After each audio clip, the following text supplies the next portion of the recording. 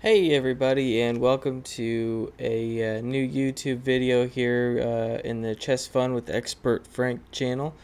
Today we are going to be doing a special edition, which I'm excited about. We're going to be looking at a victory that I had last year, which I've been wanting to do a video on for a while, just haven't got around to it.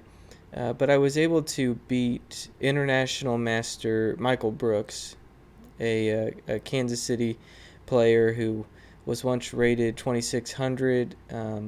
He's like a 10 to 12 time state champion.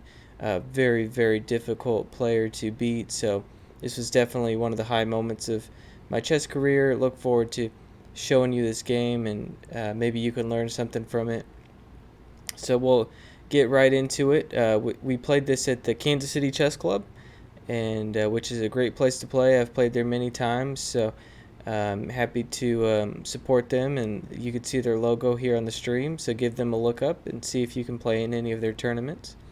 And so we'll get right off the bat here. The game started, I played e4, and Michael Brooks, call him Mike, played g6, the modern defense, which, as many of you know, I play myself as the black pieces, so I'm very familiar with this.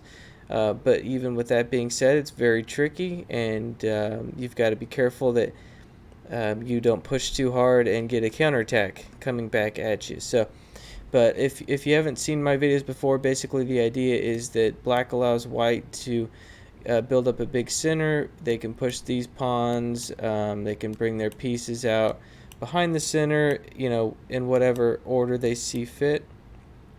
And black will then position his pieces to attack the center, and basically, try to make that a disadvantage for white that they've got this big center here, because now they have to defend it.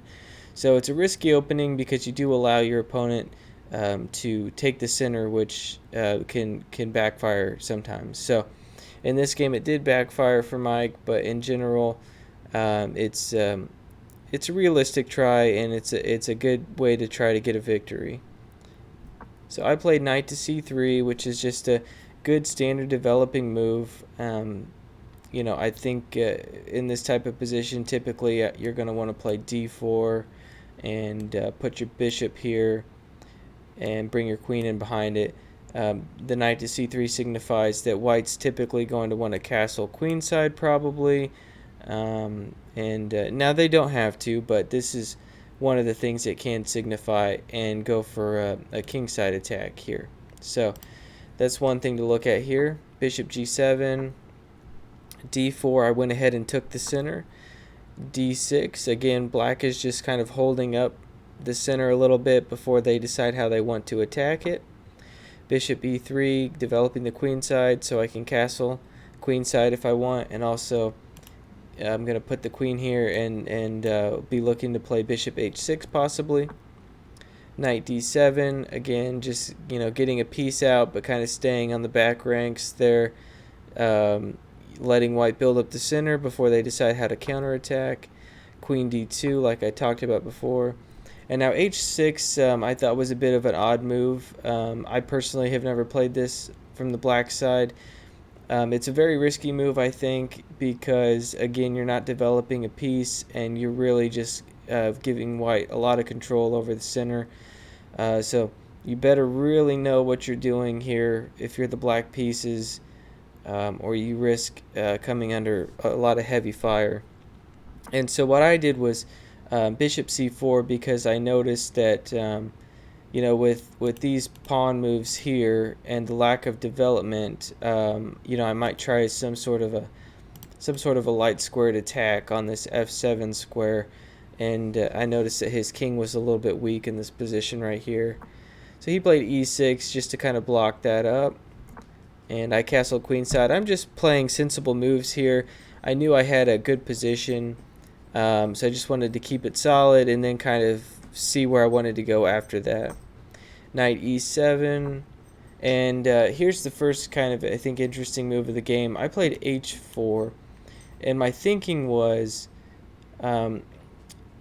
he was about to castle kingside, and basically h4 says, go for it. You know, a castle kingside, I'm going to push h5, and then I'm going to push all my pawns at you, and your king's going to come under heavy fire. But also the idea is, if you don't castle kingside, you've got to move this knight, or excuse me, you've got to find a way to move this bishop out, whether it's moving this knight and then getting the bishop out, or moving a pawn and getting the bishop out here, and then you've got to find 2 more moves to get your queen out. So after those 3 moves, then you can castle queenside. But if he's telling me that he's going to take 3 moves before he can castle anywhere, then h4 was worth it for me. So that's what I was thinking there. He doesn't have any comfortable place to put his king now. So he plays a6, and the idea is that he's going to play b5 with the idea of getting his bishop out and also giving a good square for his knight to come in behind the pawn on b6 and potentially into c4 later.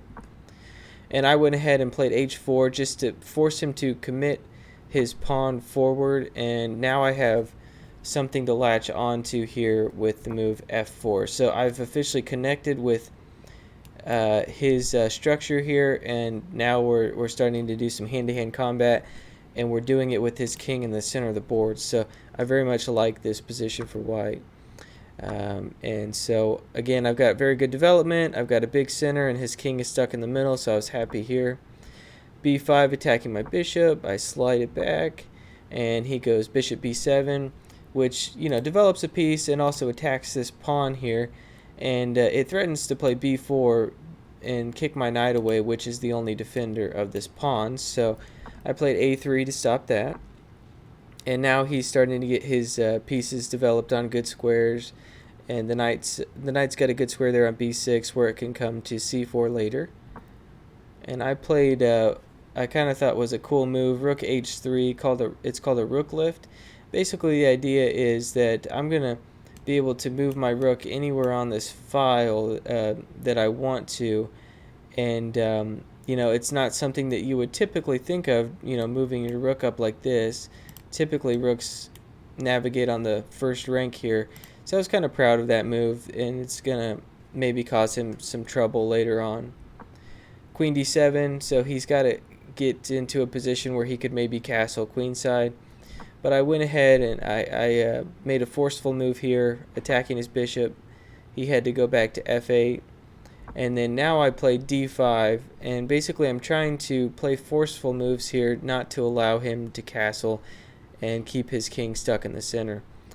And so he played e5. One cool line here, if he does castle, you can see why he's getting into trouble here. I can take this pawn, and then after he takes back, I actually have the surprising move. Bishop takes d6. After queen takes d6, I can take this pawn with check. If he takes my bishop, then this rook is hanging here, so he can't do that. King b8, and then queen f2, uncovering an attack on the queen. He has to interpose with the knight, and then I can take that knight. White has an advantage here. So just one illustration of why the d5 is a forceful move there, and you know, he still can't quite get castled yet. So he played e5 to lock up the center, and I moved back bishop e3. If he does castle, and I'm threatening to take this and double up his pawns and give him again not a very desirable place for his king to be. So he went ahead and tried to get some counterplay and bust up my center a little bit with f5. This is a very common thing when you've got a big center. Your opponent should try to break it down to you know, attack these pawns. So I went ahead and you know, he was threatening to play here and fork my bishop and rook, so I went ahead and traded and gave him doubled pawns over there on the queen side. And then I went ahead and traded some more, and I moved my queen here to attack this pawn. I knew he could play here and trade the queens, but I was actually okay with that because, again, this rook is out of play. This bishop is hitting this strong pawn here. His king is stuck in the center, and frankly, his pieces are just very uncoordinated. So even though there was a lot of trade down into more of a simple kind of an ending here, I knew that I was going to be a big favorite in this ending. So I just went ahead and attacked this pawn.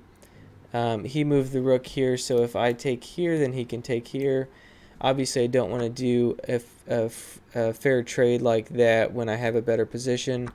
So again, I traded noticing that all these pieces were on the back rank, and I still was going to be able to round up this pawn on f4. So I attacked it with my knight on h3. Bishop g7, I won the pawn, and then he traded that bishop and doubled up my pawns. So around this point, I was very happy with my position. I'm up a pawn, and these pawns are very weak, and his bishop is running into this. These pieces are still on the back rank, and his king is, nothing is very coordinated here. And so he was also running low on time at this point. I think he had about 5 minutes left on his clock. And I knew, I wanted to start playing on the clock because this is a tough position for him to play. And I can pretty much play pretty simple moves and keep applying pressure on him. And he'll have to find really good moves in low amount of time. That's one thing you can always consider. If your opponent's low on time, just keep applying pressure to them and hopefully they'll crack. So he got his piece developed, knight f6. And this was an interesting idea I had. I played c4 with the idea that I'm going to play c3 soon and get my bishop into the game, because at this point my bishop was just running into this pawn. So he played king f7. He's got to get his king up and his rook into the game. And here goes my c3 idea. I sacrificed that pawn back. He took it on c4. And then I played bishop c2 so I could bring my bishop into this very nice square, which makes his king very uncomfortable and really takes away a lot of squares from his king. So he played knight g4, trying to get some counterplay. I went ahead and did this check. And at this point, he was starting to run really low on time, just a couple minutes left, and very difficult position to calculate. King f6, rook f1, just getting, the threat of maybe a potential discovered check. If I move the knight somewhere, anywhere, I'll be checking his king.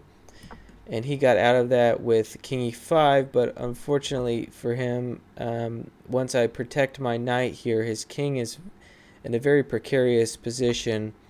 He played b5, and then I was able to play a winning move, rook e1 check.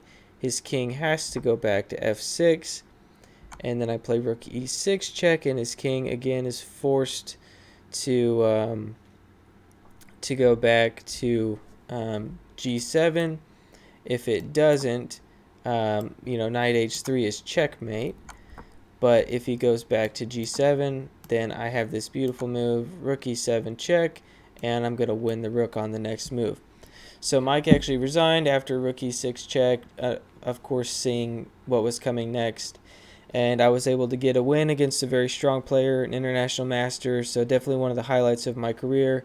I hope you learned some stuff from this game, about how to make your opponent uncomfortable, not giving them a safe place for their king, and then playing just logical moves just to keep applying the pressure until they crack. Thanks a lot. I'll be doing live analysis of games and playing viewer choice openings on my stream if you follow me on Twitch. It's Salesman Frank.